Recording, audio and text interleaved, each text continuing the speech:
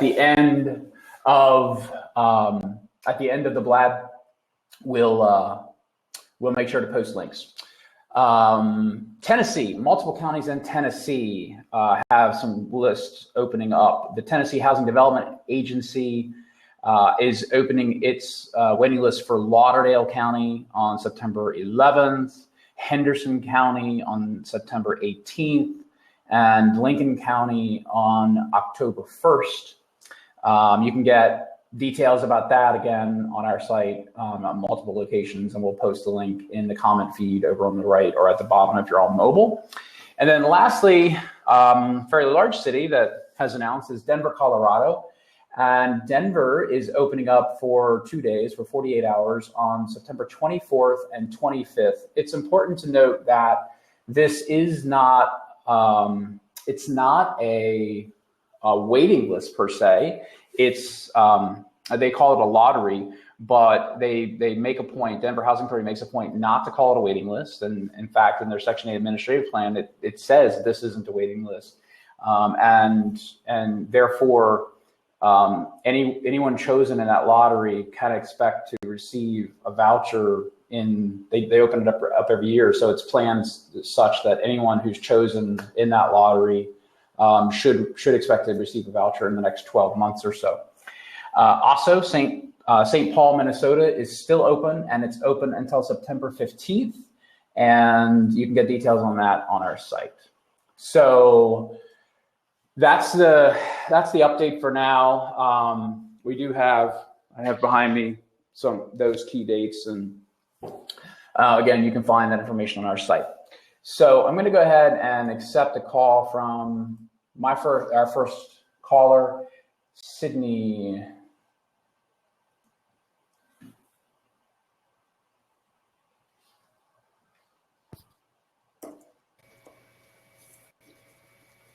Hi, Sydney. Hello. How are you? I'm great. How are you? Good. What's your question? My question was, how do I go about getting on lists that are out of my state where I live? That's a good question. It's a common question, and most people don't even realize that you can do that. Most folks think you have to apply to Section 8 or affordable housing community that's only in the place where you live, but you can actually apply anywhere in the country. The Housing Choice Voucher Program is a federal program, though it gets managed at the state level by housing authorities. Anyone who's a U.S. citizen or legal resident can apply to any housing authority in the country.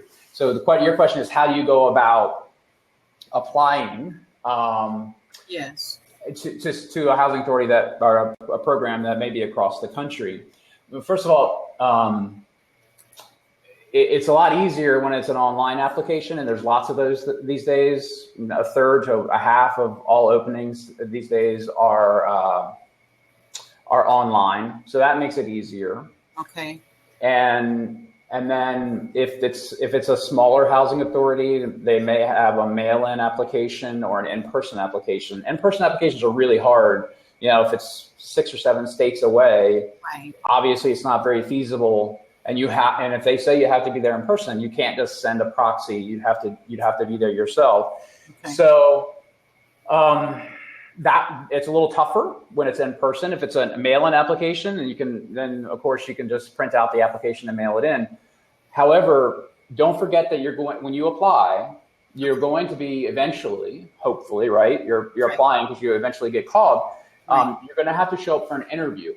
Okay. And those interviews almost exclusively will take place in person. I'm not sure that that any housing authorities will agree to a phone interview. I've not heard of that before. So you be prepared to travel, not necessarily at a moment's notice, but certainly at maybe a week or two's notice for that interview. The good thing is that once you get to a point of an interview, you're really close to getting a voucher.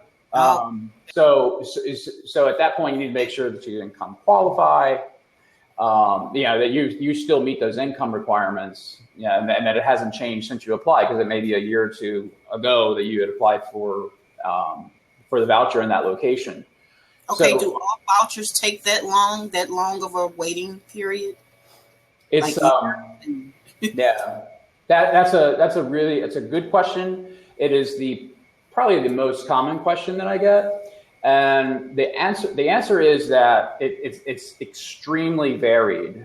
There are, because there's 2,320 housing authorities in the country that manage Section 8 waiting lists, and you have them from, housing authorities that manage 100 vouchers, in a small town in West Virginia, to housing authorities that manage tens of thousands of vouchers in large cities. And so you have these large population centers, these small areas where you have high demand, low demand. So it's completely variable. It's unpredictable. But I'll tell you that what we find in our research is that small towns, small areas, rural counties tend to have much faster waiting list times. And we've seen some that are 2 or 3 months. In fact, every once in a while, we get a tip from someone that says, "Hey, this housing authority doesn't have a waiting list at all. You can walk in and get a voucher." But we don't publish those because out of respect for those small housing authorities, if we did, they would be inundated, and it just wouldn't be fair to anybody if they got 2 or 3 vouchers to place, and we end up sending them 5,000 people. It would cause a problem, and we know that those 2 or 3 vouchers are going to be absorbed in a few days anyway. Okay. So we don't publish any when we find out about those, and we only, it's like 5 or 6 a year. We hear, "Oh wow, they've got a voucher right now." So we don't publish those. So if you're willing to move to another location, now remember when you are issued that voucher, you have to live in that locale for a year, and you use the voucher there for a year, and then you can port it back to wherever you want to. Correct. So just be prepared. You know that you're going to need to live in that city for a year, and be prepared to do that. Okay, one more question. Okay. Now I am on a limited income. It's myself and my son who is disabled. When I fill out applications, do I apply for myself, or should I apply with him as head of household? He is an adult. But you live together, yes? Yes, we live together. Okay. If he's disabled and you're not, then and he's an adult. Yes. Then if he applied as head of household, you would probably gain access to some preferences that you wouldn't as a non-disabled person, because many times preferences, especially on Section 8 waiting lists, preferences are only for a disabled head of household. Okay. So it may be better if he applies, but remember that his income and your income both are going to be evaluated when determining your eligibility. So when you're taking a look at the income requirements, you got to factor your income and his income as well. Even if his income is SSI or something like that, you still have to count that. Okay, because our income roughly together is like not even $2,500 a month. Yeah, and depending on where you live, that could be a lot or it could be a little. So, one thing I recommend, and we'll post a link in the feed, is to go to Affordable Housing Online. If you just go to affordablehousingonline.com, type in your city or county, it'll take you to the page, our market page for that place, and it will tell you exactly what you need, what income you need. Okay. Okay. Now, and okay, I said one more question. By him being head of household, he doesn't speak or he's totally dependent upon me for his care. So by me putting him at head of household, will it not work because he can't physically make decisions? You know what I'm saying? He is disabled, but he can't communicate. Would I have to have my power of attorney, or will any of that even matter? That's a good question, and a question that I don't know the answer to right off the top of my head.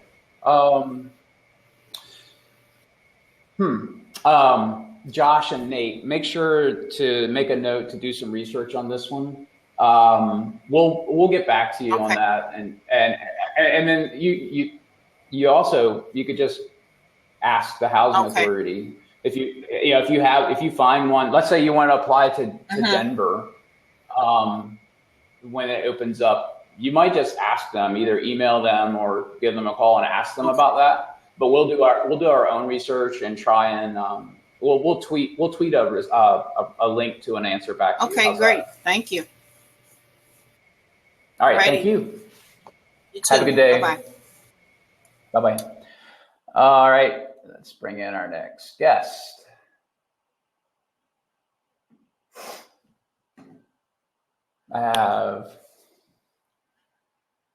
There we go. Hello.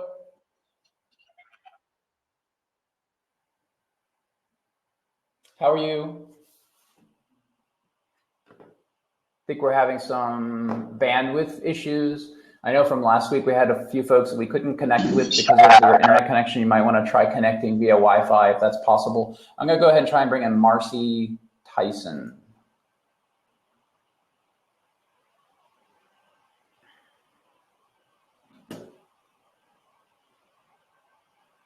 Hi, Marcy.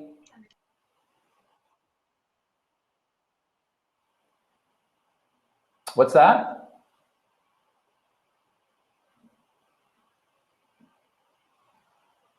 Let's try you again later, Marcy. I'm going to go ahead with Tony Mack.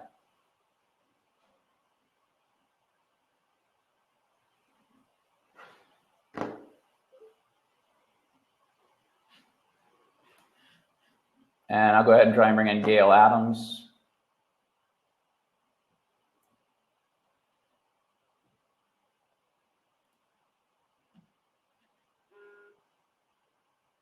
I'm just opening up all 3 seats right now. Again, if you have a poor internet connection, hi V, how are you? Hi David. I have a couple of questions.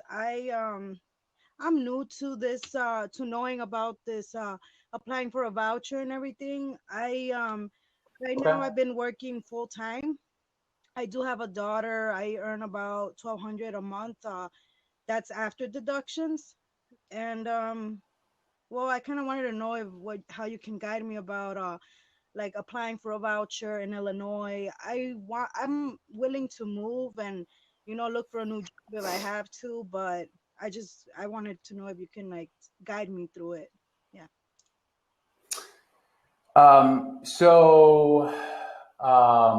The first thing I would say is that from that income for a 2-person household in Illinois, I know it doesn't matter where in Illinois you live, and you don't have to give that level of detail, but I know that would likely qualify you with a 2-person household for the Housing Choice Voucher Program and lots of other affordable housing assistance programs. North Chicago is actually, we just announced North Chicago is opening up for a day or two, but they're only taking 400 applications. One thing that you have to be prepared for is the wait. A Housing Choice Voucher, the wait time is the shortest usually is 3 or 4 months. And that's really lucky if you find a small housing authority somewhere that has a short wait list, and usually is a year, 2 years, up to 10, 12 years. And then in fact, on top of that, those that are a year or 2 are lotteries where, they take applications over a week, and then they only pick a very small percentage of those that apply to put on the waiting list, right? So you apply to go on the waiting list. They only pick, let's say, 1,000 out of 10,000 people who applied. Those 9,000 people that didn't make it, they're on their own again. And then so you have 1,000 people that get selected in that lottery, and then hopefully over the next year or 2, those 1,000 people are served with a voucher. So even if you're fortunate enough to be among the few that are chosen via the lottery, then you've got another year or 2 you have to wait. So I would, first of all, my first recommendation to anyone that is looking for housing assistance is that the Housing Choice Voucher Program is not an emergency housing program, and it's a longer term assistance program that you really have to wait a while for. But there's a lot of other types of programs out there too that you could access that are going to be more immediate. But let's talk about the voucher. So it's pretty simple. You find one that you're willing to move to, a place you're willing to move to. and let's take Denver, for example, and you wait until it's open, you fill out the application, you got to make sure you have your income numbers. You need to know exactly how much you make. You're going to need to have information about your family, how many people, what the social security numbers are, their ages, birth dates, that sort of stuff. That's the type of stuff that's on a Section 8 voucher application. Mm-hmm. And then, of course, you need to be prepared to move there. You have to live there for at least a year once you are chosen for the voucher. Okay. So where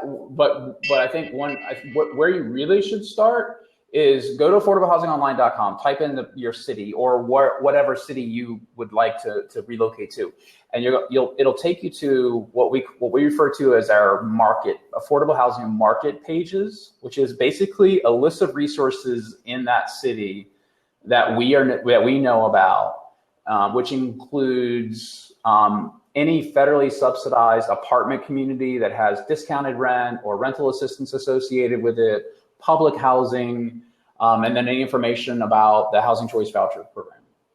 Okay, and at this website, it gives you like all the counties in Illinois, because I'm kind of thinking of staying in Illinois. Mm-hmm. I wouldn't mind by St. Louis if it has to be, but as long as it's still in the state, Yeah. Hey, Josh, can you post a link to our Illinois market page over in the comment thread so V can just click on it? If are you on a mobile phone or a desktop? I'm on my phone, mobile. Okay. Is it Android or iOS? Is it Android or iPhone? Android. Yeah. So Blabs, the way the video kind of overlays on Android, sometimes you can't see the comment feed very well. But if you can see the comments, we'll make sure to post something for Illinois in the comments over on the right or on the bottom there for you. Yeah, I see a couple of them. I see AHO Nathan. He just posted something. Yeah.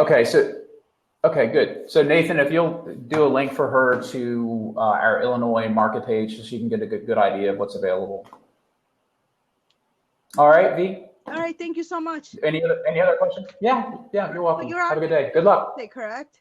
At 2:00. What's that? You're on here every Wednesday at 2:00. Every Wednesday at 3 Eastern. You're in Chicago, so that's Illinois, so that's 2:00, I guess, your time. All right. Okay, thank you. Okay. Thank you. Yep, bye-bye. Let's see, who do we have? Let's try.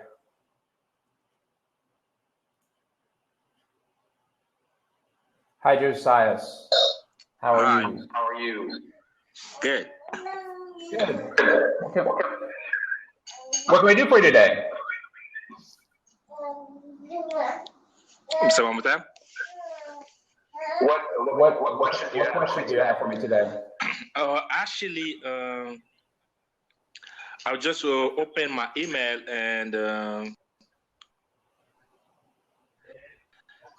and I saw a message, and then I said, "Oh my God, maybe I should put to route again," because this time I was driving and I started my car, and then I said, "Oh wow, maybe this is my time today." Then I read the message and I tried to join at the same time, and I didn't read about them that it's supposed to be tomorrow. And then I said, "Oh yeah," and I tried to join yours around 3 p.m. because when I finished my school, I couldn't join it. Then because I don't have all this application on my phone, I never used that before. Then I signed everything. Well, we got you now, so finally get to connect. Yeah. George. What question do you have for me? About the house. Actually, right now, and I just came from United States, and I know that I'm a hard worker, and it's very difficult to me to join everything together, because the first thing for me is really hard is the house, because when I'm thinking there's going to be a house, I can be house myself, but when you got a keys, it's difficult, because I prefer me to have nothing better my kids, because the education when I have, my parents gave to me, I would try to give the best to my kids. And now I'm a United States. That's the best country in the world. I was used to. That was my dream. Then I want my kids to join to be happy. Because if I'm not happy, I want my kids to be happy. Then they have a change I never had for my life. And I want to give all the change for my kids. And then I think God's going to bless me. And that's why I keep pushing for me and myself, keep work hard. But it's difficult for me to run, you know. And then I told myself, oh, maybe all my friends told me that they can help you because I think you qualified to do that. Then I go apply many times, or a lot of people reject me. And I talk to my wife, you know what? Anything can happen. If you breathe and you eat, you're going to say just thank to God. And that's why we forget about that. And I was surprised again when I saw the email on my phone. Then I said, oh, yeah, this is my time. So let me ask a couple of questions of you. Are you a permanent resident?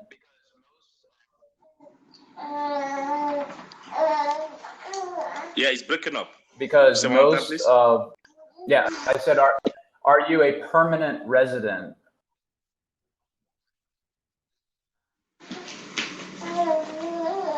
Oh, God, I have a connection. Your phone breaking up over there. You know, the stop it. I don't listen.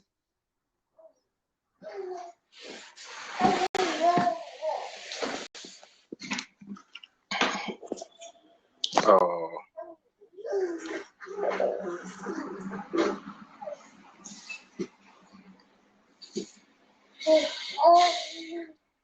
Cherche un peu comme maintenant vous voyez que je comprends.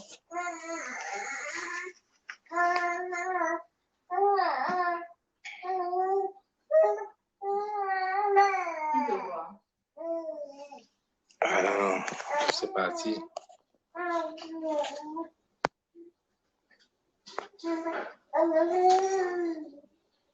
Alors? Parti.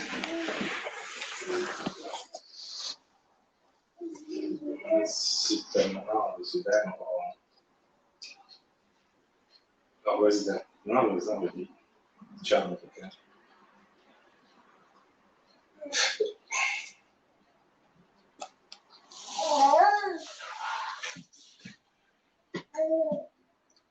Pour l'instant, super resident.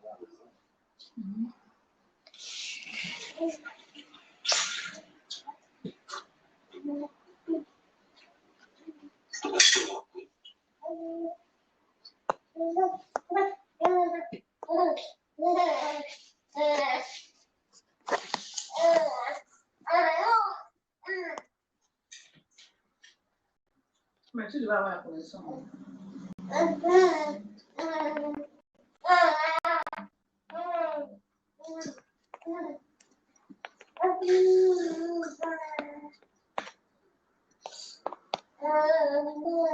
I lost the connection.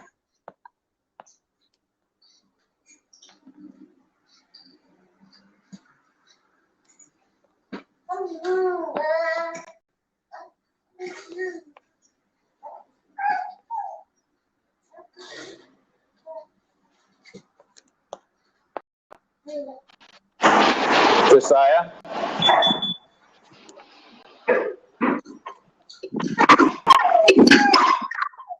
Yeah. Hello? Hi. Yeah, so this is live. The internet in our office just went down, so I am now walking around on my phone. So my question for you is, are you a permanent resident, or are you still in the process of obtaining your permanent residency status? Yeah, I'm permanent resident, and I'm in the process actually to get a residence. And the thing is what the thing when I'm thinking I want to go sign it to do that, and because you have to pay to do all this stuff, and I would think I'm supposed to take care of my family easy. Anything when gonna happen easy for me. That's the thing, because when I take the money I want to put to get my wealth, and my family, so that's why it did a little for me. Okay. So since you're a permanent resident, that's going to qualify you for any affordable housing assistance that is available for a citizen. So the Housing Choice Voucher Program, the Project-Based Assistance Program, a low-income housing tax credit property, if you live in a rural area, a rural housing service property, permanent residents can qualify to live in any of those any of those apartments or utilize any of those programs. So I think one thing that you should do is at least go to Affordable Housing Online, look up the area that you're in or where you would like to move to, and look at the resources that are available there. And again, as long as you're a permanent resident, you'll have access to the same resources that anyone else will. Okay.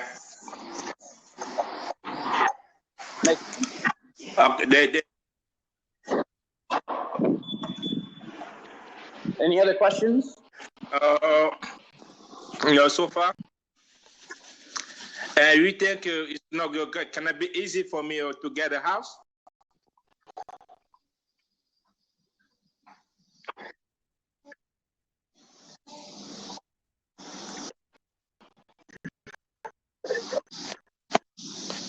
The phone is breaking up.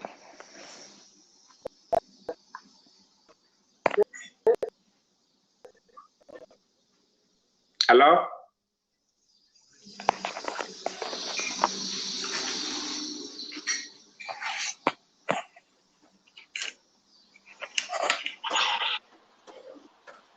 Hello?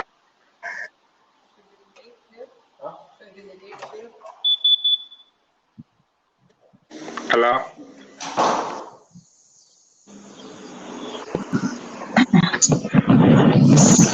Hello. Hi, Marcy.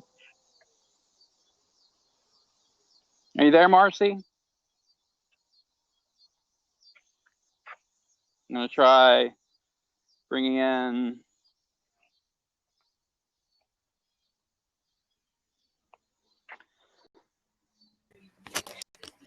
So there we go. Hazy, how are you? Hello. Can you hear me okay? Yes, I can. We had a little internet outage snafu at the office, and I was forced to my desk, but it's a beautiful day, so I'm walking around outside. How are you today? I'm well. Hello? Yeah. Can you hear me? Yeah, you might want to turn to, I think there was a little bit of feedback, but go ahead with your question. I had purchased a house in Georgia under the Section 8 program, but I am disabled, and I found out that purchasing this house was a little too much. It's out of my cost of living, basically, because I'm having a lot of issues going on with the house where I can't keep up with the mortgage and having to pay everything going on in the house.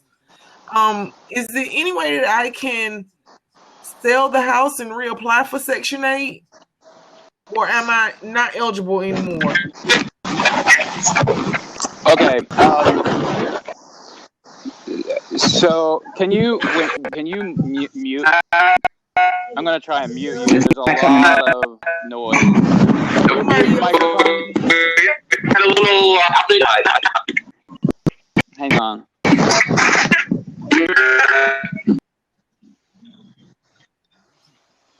All right. There. Okay. There's another person in the lab was having a lot of sound problems. I thought it was your mic. Okay. So first of all, you have a voucher right now? Yes, but I'm purchasing the house through the Section 8 program. Okay, so you're under the Section 8 home ownership voucher program. Okay. Right. Which is very rare. There aren't that many housing authorities that do that, and there aren't that many folks that have been able to participate in the Section 8 home ownership program. Okay, so you have a voucher. It's helping you pay the mortgage, and you're in the house now, right? Yes. Okay. And are you saying that you are behind on your payments? The house is going into foreclosure. Is that correct? Well, it's not going into foreclosure. I'm only 1 month behind right now because I have made a something. I worked something out with a mortgage company so that I can get caught up. But I'm having it's too much going on with the house. The hot water heater is breaking at one moment, and something else is breaking at another moment, and I just can't afford it. So, are you saying that the house is you can't afford the repairs, or you can't afford the payment? I can't afford the repairs. I ended up having to use one of the payments to repair something in the home, and that's how I got behind. Okay. And have you had a conversation with the housing authority that manages the voucher? I spoke with someone, and I was just questionable about her response. She said that I could reapply, but I wasn't for sure. I needed to ask someone else to make sure. Yeah, and this program is such a it's so, let's say, small across the country. There aren't that many people that utilize that program. So I actually have to do some research to be able to give you a decent answer. So let me look a couple of things up, and we'll make sure we tweet back a response to you. How's that? Okay, how do we get back in touch with each other? Well, I have your Twitter handle, I think. So we're just gonna we'll send a tweet to you with a link to an answer. Okay. All right. And you can also make sure you follow us on Blab. Okay. Thank you. Okay. All right. Thank you. Hi, Hazy. All right. I'm trying to bring in my next caller. The connection process seems to be somewhat slow, especially if someone has a poor connection. So this is a new technology that we're playing with. I hope everyone's patient. Looks like we have 51 viewers right now. Again, I'm walking around our building because our internet went down. Hello. Hi there. How are you?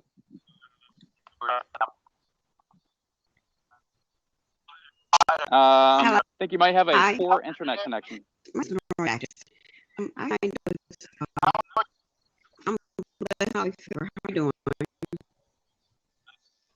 I think you have a poor internet connection. The audio I have is very distorted.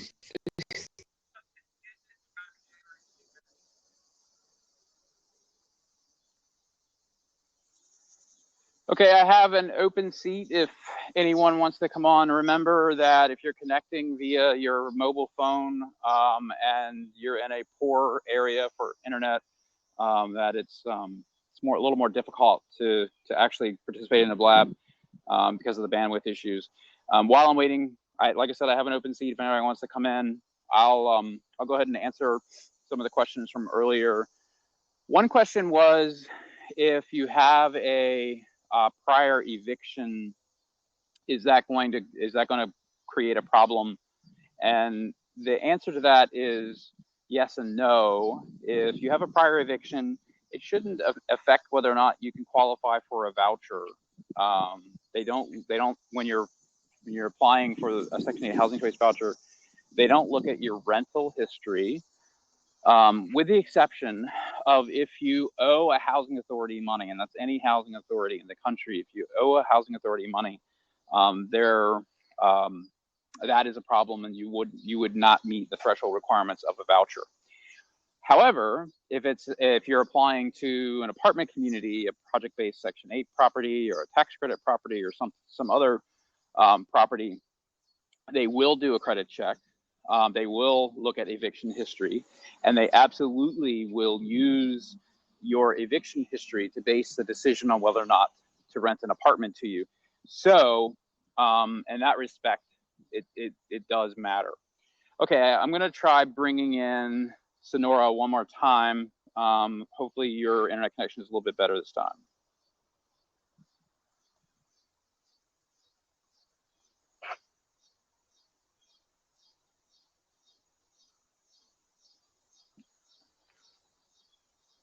Okay, that's not working either. So I'm going to go on to another question.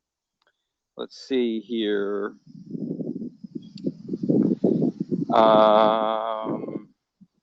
Just bear with me as I run through the comment stream. There's a lot of stuff here. By the way, Susie was on last week and asked about her and her husband and what happens if they need to go on a waiting list. She replied in the comments. That was interesting. She was able to talk to her property manager. Let's see. Wow, this is a lot of questions. Okay, so I am already receiving Section 8 assistance in one state and would like to move to a different state when my lease is up.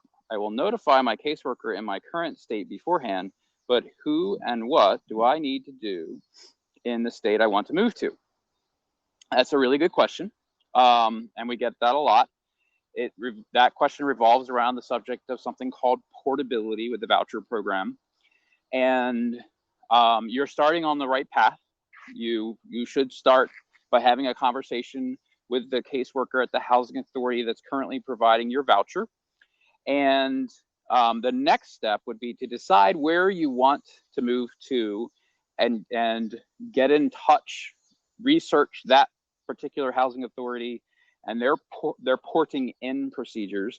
You are porting out from where you live now and where your voucher is currently administered, and you're porting in to the place you want to move to. So you need to go to the website of the housing authority that manages the area you want to move to, put a phone call into them, and then figure out what their porting in procedure is. This process is going to take you a few months probably.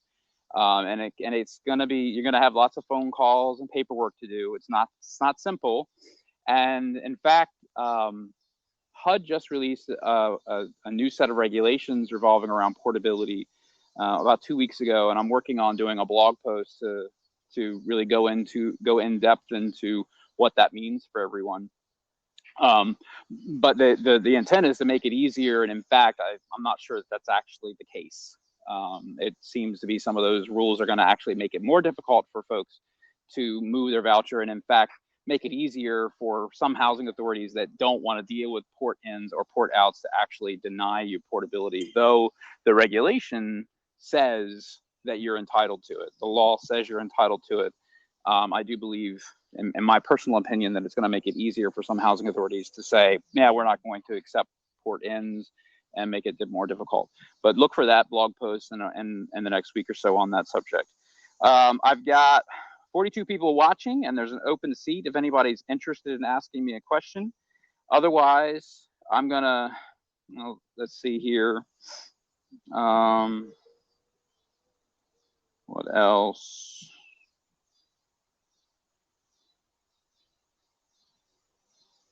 And apparently the Blab app doesn't let me go all the way back to some of the earlier questions.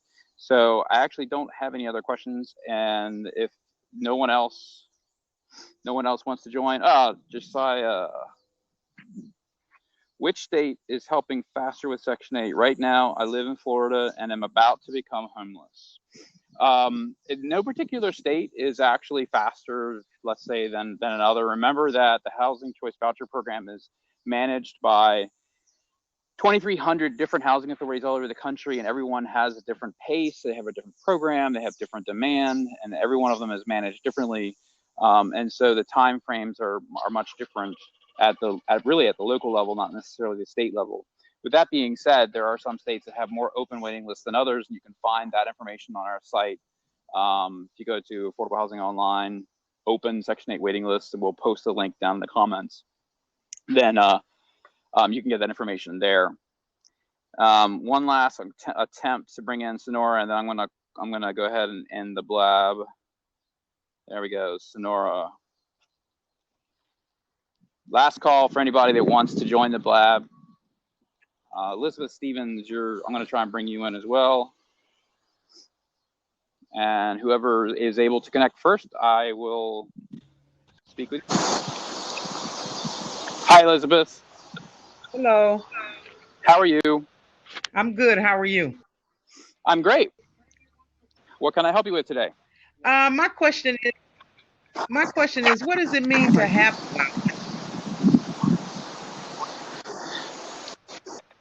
I'm sorry, what does it mean to what?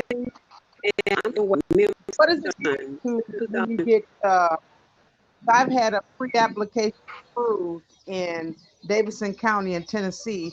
What does it mean to have a voucher? Do I look for the housing or do they look for housing for me? I've never done this. That's a fair question. And for me, it's an obvious answer, but it's an absolutely fair question. I never thought about it that way because most housing programs do provide the house. In fact, the Housing Choice Voucher Program was set up for that very reason, to provide a different alternative to what traditionally affordable housing assistance was in this country. It was, here's a public housing community, here's an apartment project, we're going to help with the rent, we're going to provide the structure, and here you can move in. The Housing Choice Voucher Program is very different. The Housing Choice Voucher Program says, I'll tell you what, we're going to help you with your rent based on your income. You go find the house, you go find the neighborhood, you decide where you want to live. So in fact, you actually are going to have to go find a house once you're issued a voucher. Now that house has to meet certain physical standards that the Housing Authority sets under HUD rules. Your landlord has to be willing to accept Section 8, and that's a whole nother topic because there are about 20 or so jurisdictions in the country, whether it's at the state level in Oregon or the city level in Chicago, that say that landlords can't discriminate someone because they have a Section 8 voucher. But for most of the country, a landlord can say that they don't want to rent to someone with Section 8. So you have to find, in most areas, you have to find a landlord willing to rent to you. Okay. The property has to meet certain physical standards. It has to be healthy and safe. That, there can't be lead paint. It's got to have operable smoke detectors. There can't be any obvious disrepair. I mean, there's lots of standards like that that the landlord will go through a physical inspection that's conducted by the Housing Authority, and then the rent must be within a certain level. So that's how you go about doing that. So once they issue me the voucher, then I can go and find housing. And at that point, now does the voucher establish how much they'll be paying for my rent, or does that come in later? I mean, I don't understand any of this. This is my first go around with this. I just became disabled and now I'm looking for housing. Mm-hmm. And so that's why I'm trying to figure all of this out. Okay, that's what I'm here for. So the answer is fairly simple. You take whatever your income is, and you multiply that by 30%. So don't tell me how much your income is, but let's just say say that you earn $2,000 per month in your job or whatever, right? Or that's for the whole household. So maybe you've got a 15-year-old child at home that's working a part-time job. You actually have to use their income too, the whole household's income. So let's say that's $2,000 a month. 30% of that is $600. Well, if you live in an area where rents are $1,000, then you get to pay $600 toward the rent, and the Section 8 voucher would pay the remainder, the difference between what 30% of your income is and what the rent on the house would be. So if the house rent is $1,000, 30% of your income is $600. The voucher is going to pay for $400. So every single month, you would write a check to your landlord for $600, and the Housing Authority would send a check to the landlord for $400. Now, there's some adjustments to your income. If there's large medical bills or other things, and the list is extremely long for the voucher program. What is income and what isn't income? But for the most part, if you take a look at your gross income, and that's before taxes, not what you're taking home, but your gross before any Social Security taxes or any other income taxes get taken out. That's how you would compute about how much the voucher would assist you. Okay. Okay. So I think I got a handle on what's going to happen here. Okay. I was told that I would be on the wait list for, it would be approximately, could be up to 24 months, but that disabled people get the first preference. So that's very common. Many housing authorities across the country do offer preferences for disabled persons. So that makes sense. Yeah. Okay. Well, I thank you so much for your time and your questions. I'm going to keep in touch with this. So how often are you on with questions and answers? Well, segments like this?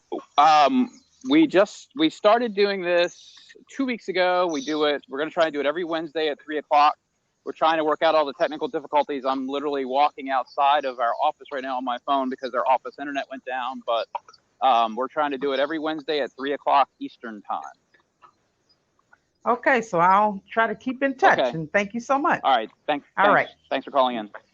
All right, I'm gonna try Sonora again.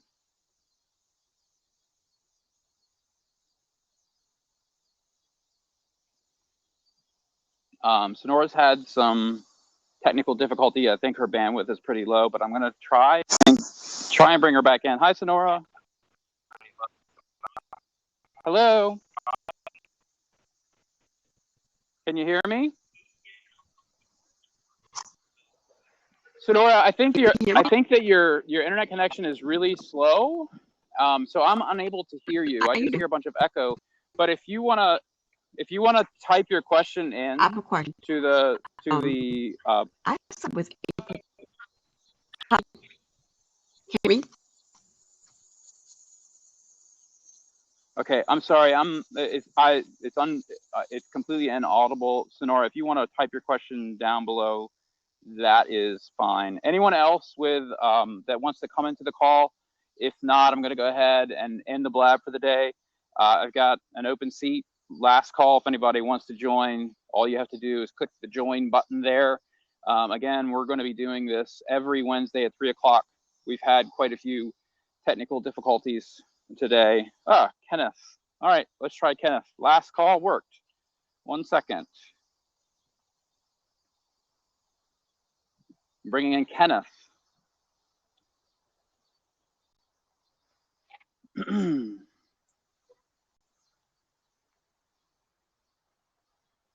While I'm connecting Kenneth again, we're going to try and do this at 3:00 Eastern time every Wednesday. I am happy to answer anyone's questions on the fly if I can answer them. I am an affordable rental housing expert. I know less about homeownership, but we'll always try and find the answer. Hi, Kenneth. How you doing? Good. How are you? What can I do for you today? Yeah. I live in Illinois, and I want to move down to Florida. Now, how do you go about getting a voucher in Illinois to go down to Florida?